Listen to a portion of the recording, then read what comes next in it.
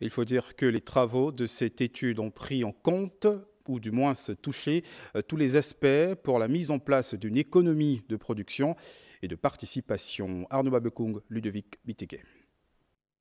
Face aux limites en termes de planification qu'ont présenté le plan stratégique Gabon émergent et celui de la relance économique ou plan d'accélération de la transformation, l'étude nationale prospective Gabon 2050, initiée le 30 octobre 2024, se présente comme une réponse crédible à l'échec des plans prédécesseurs. Nous devons aller désormais vers une convergence d'idées afin de définir une trajectoire de développement consensuelle, inclusive et participative.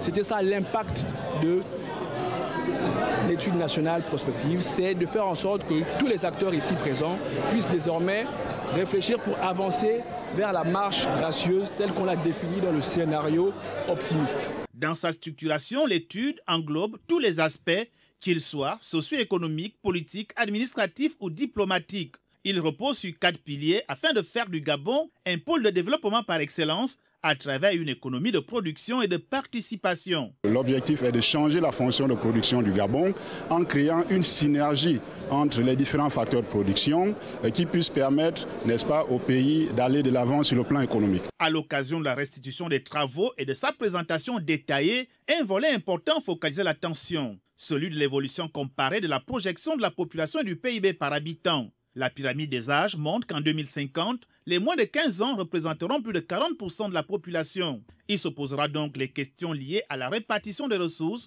Les besoins vont accroître, d'où il faut anticiper sur ces défis futurs.